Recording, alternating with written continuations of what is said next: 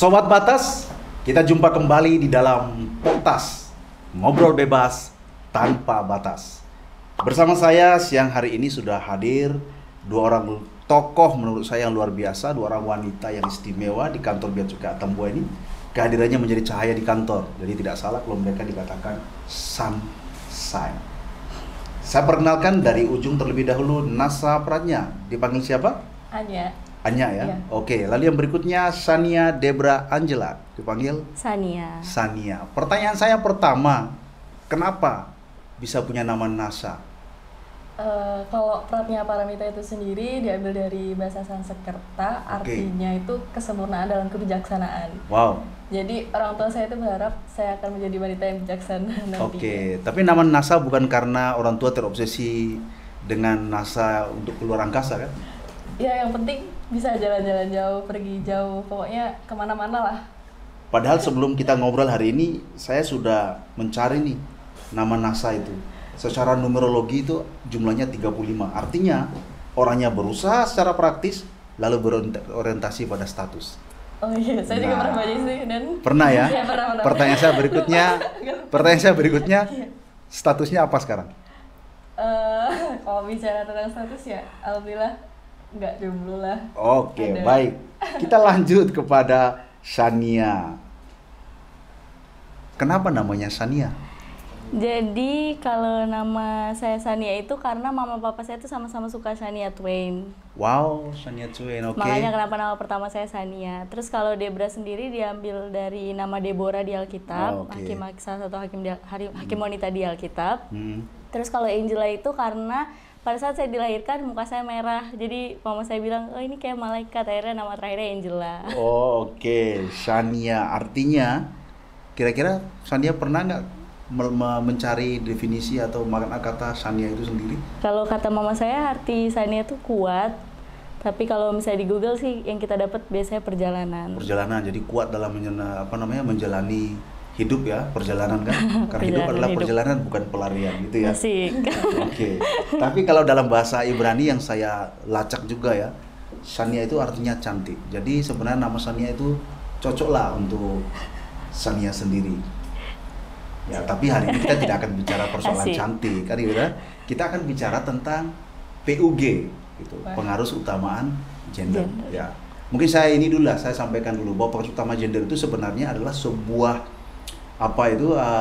program, ya, sebuah upaya yang dilakukan oleh pemerintah secara umum, walaupun ini sebenarnya itu program yang sifatnya internasional, ya. Yang maksudnya itu adalah mewujudkan kesetaraan atau keadilan gender, itu ya. Nah, bayangan Anya maupun Sania, saya bertanya tentang di kantor kita deh. Kalau di kantor Bea Cukai Atambua ini, menurut kalian jawab pakai satu kata saja, sudah terpenuhi atau belum? Sudah ya? Iya. Ya, kalau sudah terpenuhi masalah PUG itu, bisa nggak disampaikan ke kami semua termasuk ke Sobat Batas, fasilitas apa saja sih yang ada di Bea Cukai Atambua ini yang menurut kalian sudah ada sehingga layak dikatakan bahwa Bea Cukai Atambua ini sudah menerapkan PUG? Kalau fasilitas di kantor Bea Cukai ini udah ada parkir khusus disabilitas. Terus Oke. jalan yang menurun itu dan Mhm. terus ada ruang laktasi, ada ruang ramah anak yang biasanya buat mainan anak-anak. Oke. Terus toilet khusus perempuan. Oke. Terus apa lagi ya? Apa lagi sih Dan? Sudah pernah ini nggak? Sudah pernah memanfaatkan fasilitas-fasilitas itu? Kalau untuk ruang laktasi maupun ruang ramah anak itu belum ya, karena saya belum ya? punya anak. Oke. Iya. Oke. Jadi ruang laktasi maupun ruang ramah anak belum pernah ya kan? Iya. Berarti yang lain, tapi paling tidak begini, itu disediakan kan sebenarnya tidak semata-mata untuk perempuan. pegawai kan? Iya. Jadi pengguna jasa juga bisa, dan kita prinsipnya sedia payung sebelum hujan. Jangan sampai nanti sudah punya pegawai yang membutuhkan baru kita perlu melakukan itu, kan itu ya. Iya. Dalam hal penempatan, menurut Anya maupun Sania, saya mulai dari Sania dulu deh. Kalau menurut Sania sendiri, untuk penempatan pegawai, istilahnya dalam pola rollingan di kantor ini, sudah memenuhi PUG atau tidak? Menurut saya sudah sih kalau misalnya untuk penempatan pegawai, karena hampir di tiap seksi udah ada pegawai wanita, udah ada pegawai laki-laki juga.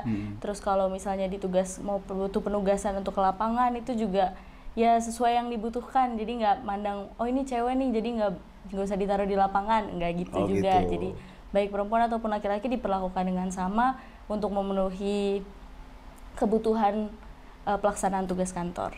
Oke, kalau Anya sendiri pernah nggak ditugaskan di lapangan? Pernah sih, dan waktu perbantuan Kumandah. Perbantuan Di Mota Ain. di Mota Ain. Selain perbantuan, mungkin melakukan kegiatan patroli kah atau intelijen atau penindakan, kan tugasnya di P2 kan? Iya. Iya, pernah nggak? Kalau saya pribadi, saya pernah melaksanakan patroli darat, operasi barang kena cukai, terus sama patroli laut mungkin ikut di hari Sabtu Minggunya gitu, dan kayak weekendnya. Gimana kesannya? Tugas di lapangan bagus, keren atau bagaimana? Keren sih, dan menurut saya merasa mempunyai kesempatan yang sama dengan laki-laki untuk melaksanakan tugas tersebut. Oke. Ya. Kesempatan boleh sama, tapi saya mau tahu nih dari hati kalian yang paling dalam. Ya. Pilih mana? Tugas di lapangan atau di kantor, Sania? Saya dua-duanya sih oke, dan menurut saya untuk di kantor cukup nyaman, memang nyaman ya kalau misalnya kita perempuan ditugaskan di kantor. Kalaupun di lapangan juga ya tidak ada kesulitan yang berarti untuk ditugaskan di lapangan. Jadi saya juga tetap happy kalau misalnya ditugaskan di lapangan. Ya, tapi kalau dibuat prioritas misalnya suruh memilih lapangan atau di kantor, Anya? 50-50 sih, Dan. Karena semua punya spesialnya sendiri-sendiri. Ya, tapi sekarang kan diminta untuk memilih kantor atau lapangan. Jujur ya, Dan? Itu emang berat ya, Dan. Ya? Memilih itu emang berat. Ya, karena itu saya tidak pernah mau memilih. Lebih baik dipilih kan. Oke. Kalau saya pribadi mungkin ke administrasi dulu untuk sekarang, karena saya pengen belajar dulu. Cuman kalau misalnya ada kesempatan untuk di lapangan juga pengen gitu, dan kayak kemarin saya waktu di perbantuan di Mota Ain juga saya pernah melakukan pemeriksaan badan gitu, kayak seru aja sih. Oke. Iya. Kalau tadi kan semua sudah mengatakan bahwa di Bea Cukai Atambua ini tidak ada perbedaan, kesempatan sama. Tapi pernah nggak kalian mengalami diskriminasi di kantor Bea Cukai Atambua ini? Enggak sih. Dibedakan nggak ada kan ya? Enggak. Tugas sama. Iya. Oke. TKP-nya sama kan? Sama. Oke, berarti tidak ada perbedaan baik itu laki-laki maupun perempuan. Ya, saya dapat titipan 700 pertanyaan yang harus ditanyakan kepada Anya maupun Sania karena ini kesempatan langka. Kita berjumpa mungkin sering, tapi dalam acara seperti ini kan bukan suatu hal yang mudah. Menghadirkan Anya sama Sania aja itu teman-teman sudah menyiapkan mengajukan proposal 2 bulan. Ya. Pertanyaan saya, tokoh wanita idola? Siapa dulu, Dan? Sania dulu. Kalau untuk saya sangat mengagumi Ibu Susi Puji Astuti. Oke. Karena ya beliau keren aja gitu menurut saya. Oke. Ya dari cara beliau memimpin, dari cara ya kan kita udah sering dengar cerita-cerita kalau beliau itu tegas orangnya. Jadi kayak cukup menjadi sosok pemimpin yang keren menurut saya. Iya, kalau senang sama Ibu Susi Puji Astuti berarti cita-cita mau jadi menteri juga dong? Gimana? Boleh kalau saya punya kesempatan dan memenuhi kualifikasi. Iya. Kita ke Anya, siapa tokoh wanita idola? Kalau saya mungkin Najwa Shihab. Najwa Shihab. Ya. Oke, kenapa Najwa Shihab?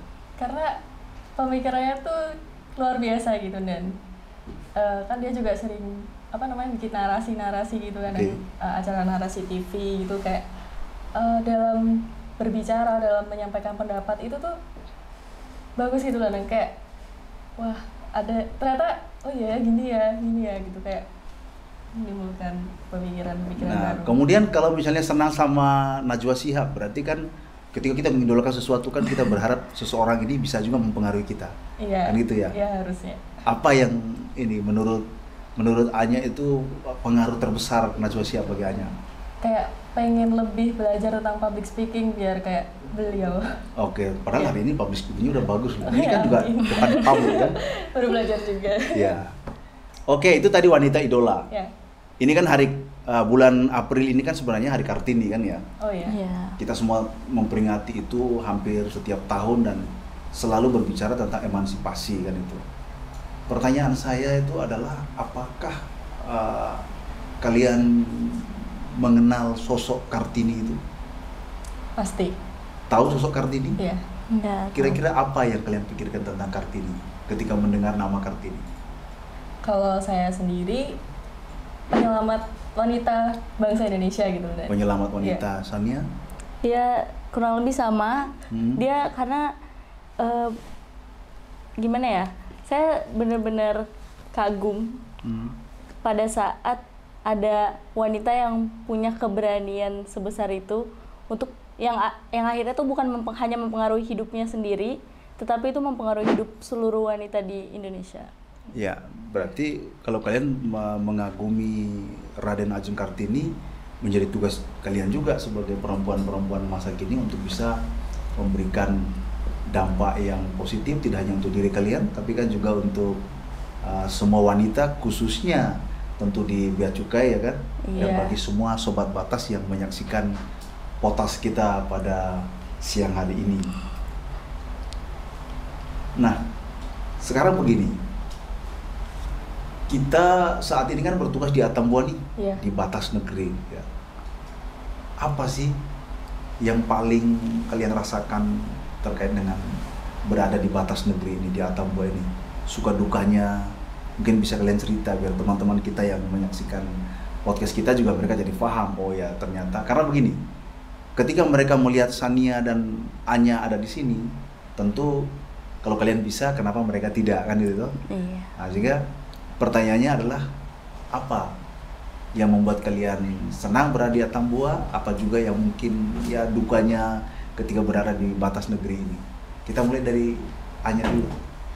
Kalau saya sendiri penempatan di Atambua itu merupakan pengalaman yang sangat luar biasa sih Dan. Karena kapan lagi saya tinggal lama di daerah Atambua kecuali kerja di Bea Cukai. Iya. Nah, kalau untuk orang-orang Atambua sendiri tuh ramah banget, menolong tulus gitu Dan, sopan, terus ya baik banget gitu lah. Dan pokoknya setiap kita minta pertolongan pasti langsung oh iya gitu, kayak kemarin listrik mati ya ibu kos langsung ngasih lilin gitu Dan kan kita belum beli lilin, ibu kosnya langsung ngasih lilin gitu.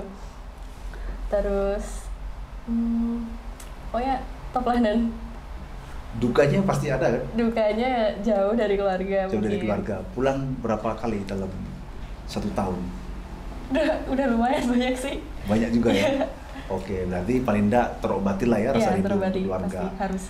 Kalau Sania sendiri, bagaimana sukanya di Atambua? Saya seneng karena orang-orangnya benar-benar ramah dan benar-benar baik. Dan saya mungkin orang lokal, orang Atambua yang paling dekat buat saya itu ibu kos saya ya. Oke. Ibu kos saya, bapak kos saya sama anak-anaknya. Dan saya benar-benar ngerasa mereka tuh memperlakukan saya juga kayak anak mereka yang kalau misalnya saya butuh sesuatu saya bisa datang terus minta tolong, misalnya kayak lampu saya rusak om gimana ya, dan mereka sekalipun itu malam-malam atau gimana, terus kalau misalnya saya ngerasa saya lagi sakit atau nggak enak badan, saya juga tetap ngerasa aman karena saya tahu ya mereka kadang merhatiin, nanya-nanya sehat atau enggak. Jadi kayak ya bond yang saya rasakan di dalam keluarga ibu kos saya itu ya saya bisa rasa sebagai orang yang tinggal di sini. Oke, berarti paling tidak hal itu menjadi sesuatu yang membuat kalian merasa lebih seperti di rumah lah gitu ya. Iya. Di sini. Kalau hal yang memberatkan atau yang berat untuk Sania apa? Untuk pulang itu saya harus nempuh perjalanan panjang banget. Panjang banget, berapa lama? Iya. Karena di sini pesawatnya kadang ada, kadang tidak ada, dan kadang juga tidak ada pemberitahuan, jadi saya lebih sering naik travel. Nah. Tapi pesawat kan itu karena masalah pandemi kan ya?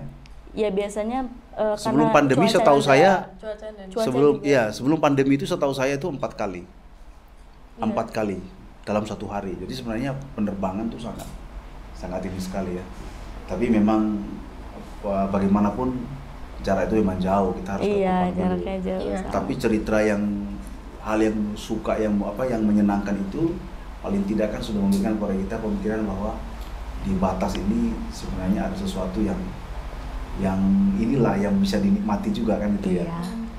Nah, yang berikutnya begini, teman-teman di batas ini ya, kalian sudah kemana saja? Tempat-tempat wisata apa gitu? Bulan Vehan. Ke Iya kan? Bulan Vehan Iya, pernah. pasti. Kenapa ke Bulan Vehan? Tua Karena itu yang Mese. terkenal gitu. Kayak Apa sih ininya apa? bukit hijau. Oke. Kayak saya pertama kali datang ke Bulan Vehan tuh wah gila keren banget gitu. Kalau Sania?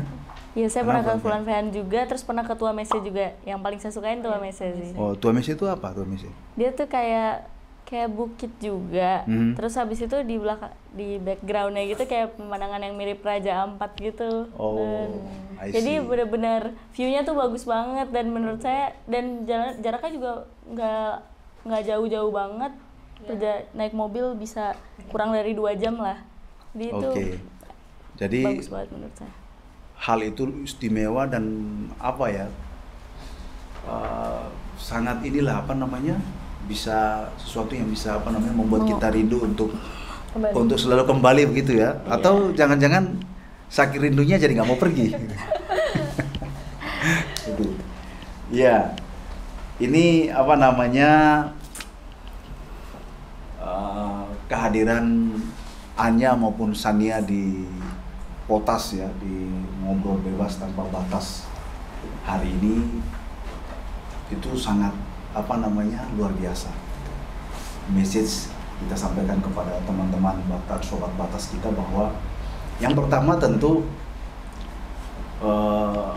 PUG itu sesuatu yang ada di Bea Cukai dan itu sudah diterapkan kan itu ya. Tidak ada perbedaan, diskriminasi di dalam penempatan maupun apapun itu di Bea Cukai ini, semua sama, baik perempuan maupun laki-laki semua mendapatkan porsi yang sama. Tentu mungkin ada hal-hal yang pembedaan, tapi itu bukan prinsip lah. Gitu. Itu yang pertama. Yang kedua tentu juga kita message kepada teman-teman yang menyaksikan Potas kita ini bahwa Atambua adalah tempat yang Indah. luar biasa gitu ya. Jadi ada di sini itu Anya dan Sania ada di sini kan bukan sebuah kecelakaan kan. Iya. Kita mensyukuri ini semua sama Iya. seperti saya juga. Ya, bahwa di sini ada suatu hal yang istimewa dan buat saya berjumpa dengan Sania dan Anya sendiri itu sudah pengalaman juga yang luar biasa karena belum tentu Wah. kita bisa satu kantor Iya. bersama-sama kan begitu. Iya. Ya kan? Nah, di akhir dari Potas kita ini mungkin ada yang mau disampaikan kepada teman-teman kita sobat batas, baik itu terkait dengan persoalan PUG atau mungkin masalah supaya teman-teman kita yang lain sobat batas kita ini khususnya mungkin Bea Cukai yang menyaksikan, mereka yang mungkin masih sekolah di stan yang kalau nanti mereka kemudian bisa penempatan di Atambua. Yang pasti jangan takut sih. Jangan takut. Kita wanita aja bisa gitu. Iya, Iya. masa Apalagi Apalagi mas-mas mas-mas. Oke. ya semuanya lah. semuanya lah. Di sini Iya. tempat yang nyaman dan udah bagus banget juga. Kalau apa yang kita butuhin tuh ada kok di sini. Oke, Iya. baik. Demikian sobat batas, perjumpaan kita pada siang hari ini dalam Potas Ngobrol Bebas Tanpa Batas dengan 2 tamu istimewa, Nasapratnya atau yang dipanggil Anya, juga Sania Debra Angela atau dipanggil Sania. Kita sudah bercerita banyak tentang persoalan PUG, mereka juga menceritakan kepada kita suka dukanya menjadi pegawai di Bea Cukai Atambua ini, dan tentu harapan kami kita bisa berjumpa kembali di dalam Potas berikutnya, tetap di dalam suasana ngobrol bebas tanpa batas. Terima kasih untuk Anya dan Sania. Makasih. Terima kasih juga. Dan